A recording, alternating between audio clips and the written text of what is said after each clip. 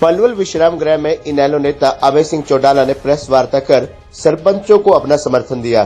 सरकार के मंत्रियों प्रतिनिधियों को गांव में न घुसने देने की सलाह दी और सरपंचों को सलाह देते हुए उन्होंने कहा कि सरकार के प्रतिनिधियों को और सरकार के मंत्रियों को गांव में न घुसने दे। वहीं ई टेंडरिंग को लेकर प्रदेश सरकार पर भी उन्होंने गंभीर आरोप लगाते हुए कहा कि उनकी परिवर्तन यात्रा निश्चित रूप से हरियाणा में सत्ता परिवर्तन करेगी।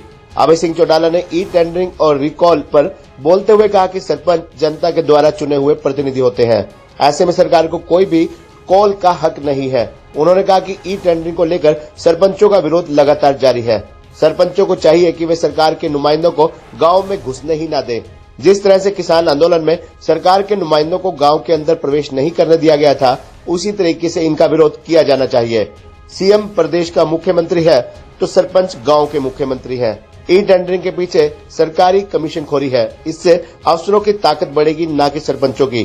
किसानों के साथ उन्होंने झूठे वायदे किए और आंदोलन को खत्म कराया। उसी का नतीजा है कि अब दोबारा से किसान आंदोलन कभी भी शुरू हो सकता है।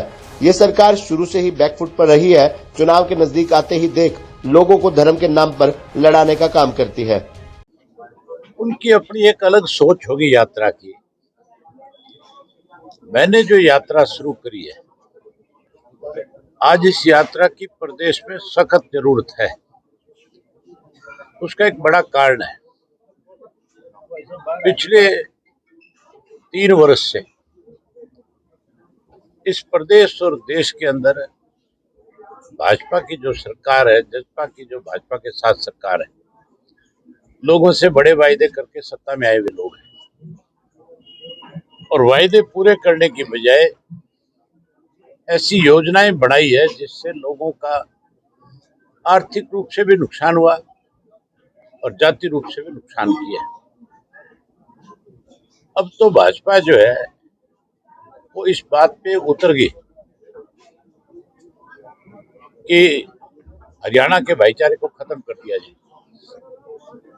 किसान आंदोलन के दौरान भी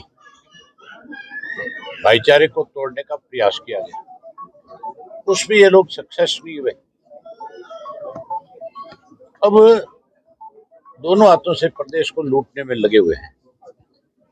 कोई डिपार्टमेंट इनका ऐसा नहीं है जिस डिपार्टमेंट के अंदर 8% से लेकर के 12% कमीशन के रूप में पैसा ना लिया जाता, और पैसा किसी और के पास नहीं जाता, पैसा इनके मंत्री स्तर के लोग खाते हैं।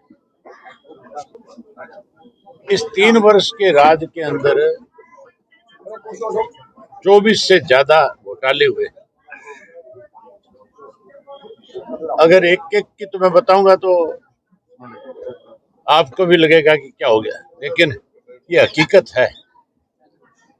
यहाँ धान घोटाला हुआ जो हजारों करोड़ का है, शराब घोटाला है जो हजारों करोड़ का है,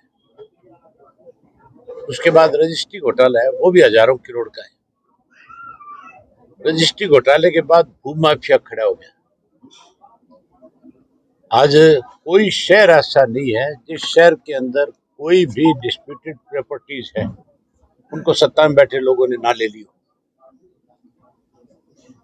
जो दवाइयां खरीदी गई कोरोना काल के दौरान, उसके अंदर 450 करोड़ की दवाई जो खरीदी गई उसका अता पता भी नहीं है। कागजों में बिल बन करके आगे दवाई गई कहाँ, कौन सी दवाई आई, कोई बता ही नहीं पाया। आपको विधानसभा में बोलने दिया कि आप जनता के बीच जाकर बात सकते हैं, और कहाँ रखूंगा, रोका गया वहां पे। नहीं, और क्या, खेत में जाकर के बोलूंगा, लोगों में जाकर के बोलूंगा, लोगों के बीच में जाऊंगा तभी आप लोग आओगे। जब आपको लोगों का हजूम दिखेगा, अब जब लोग आपको नजर आए तो आज सारे चैनल वाले इकट्ठे होके आ गए।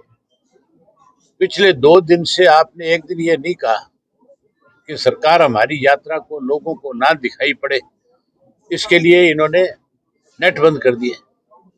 आज भी नेट बंद कर रखा है। 3 दिन तक वहां नेट बंद था, उसमें आपके मेवात के अंदर। केवल इसलिए नेट बंद कर दिया मेरा कि लोगों की संख्या जो है अपार है। हजारों लोग जो उस यात्रा में शामिल है। हर गांव के अंदर महिलाओं की, बच्चों की, नौजवान साथियों की, बुजुर्गों की संख्या देखने लायक है। हर हालत में परिवर्तन आएगा, बदलाव आएगा। ये लुटेरे जाएंगे और कमेरे का राज बनेगा। चौधरी देवीलाल ने हमेशा कमेरे वर्ग की हिमायत करी, उन्होंने उनके लिए लड़ाई लड़ी, उन्होंने उनको हमेशा सत्ता में रहते हुए उनके लिए अच्छे बड़े फैसले किए और सत्ता से बाहर थे, अगर कोई उनकी अनदेखी करता था तो फिर उसकी लड़ाई लड़ते थे। आज उन्हीं की नीतियों पे इंडियन नेशनल लोकदल पार्टी चल रही है। आज सत्ता में बैठे लोग जो है कमेरे को कमजोर कर रहे हैं, हम उनकी लड़ाई लड़ रहे हैं और हर हालत में लुटेरों को भगाएंगे, कमेरों का राज बनाएंगे। कहाँ पे है?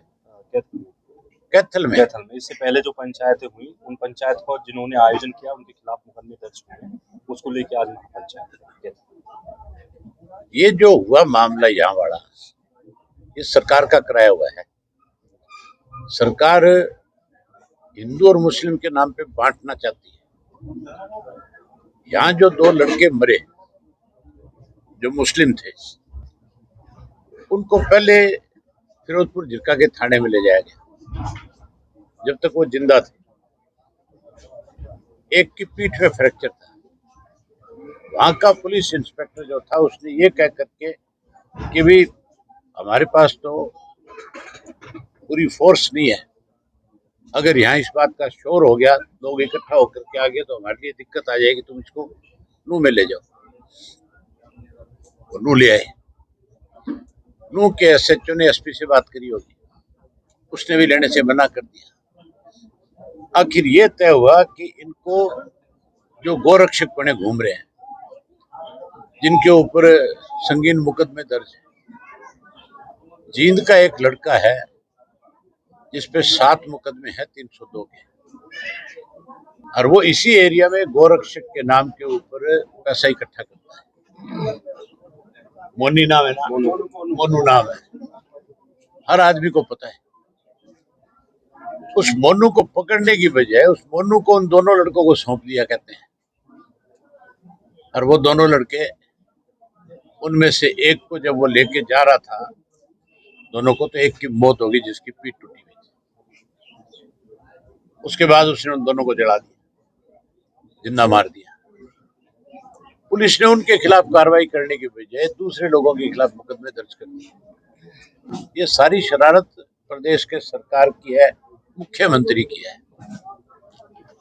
मुख्यमंत्री अगर नहीं चाहेगा तो ऐसा काम नहीं हो सकता। मुख्यमंत्री को सारी चीज की जानकारी है। विधानसभा में ये इश्यू उठा था, मुख्यमंत्री उसी वक्त कहता मैं सख्त कार्रवाई करूंगा, कोई कार्रवाई नहीं करी। आपस में हिंदू और मुसलमान को बांटना चाहते हैं, क्योंकि चुनाव नजदीक आ गया। अब इनको पता है कि तुम लोग सत्ता से बाहर हो रहे हो। अब हरियाणा के लोगों का फैसला है, इनको हर हालत में सत्ता से बाहर करें। पंचायत के चुनाव का नतीजा नहीं देखा आपने? इन्होंने जिला परिषद में जितने लोगों को सिंबल दिए, 5वें और 6ठे नंबर पे रहे। दिवालिया नहीं पिट गया इनका। एक आखिरी सवाल सर, ई-टेंडरिंग को लेकर आज सरपंचों, आखिरी सवाल है सर, ई-टेंडरिंग को लेकर आज सरपंचों का चंडीगढ़ कूच है। हरियाणा के तमाम सरपंच चंडीगढ़ पहुंच रहे हैं। मैं तो सरपंचों से एक बात कहना चाहता हूँ आपके माध्यम से, उन्हें कहीं जाकर के घेराव नहीं करना चाहिए। उनको तो ये फैसला करना चाहिए अपने अपने जिले में मीटिंग बुला करके कि जहां कहीं सरकार का नुमाइंदा किसी गांव में जाएगा, वहां सारे सरपंच उस ब्लॉक के इकट्ठे होकर के जाएं, गांव के लोगों से बात करें कि ये हमारा अपमान करते हैं और आपने हमें चुना है। अगर हमारा अपमान है तो आपका अपमान पहले है, इसलिए ऐसे लोगों को गांव में ना आने दो।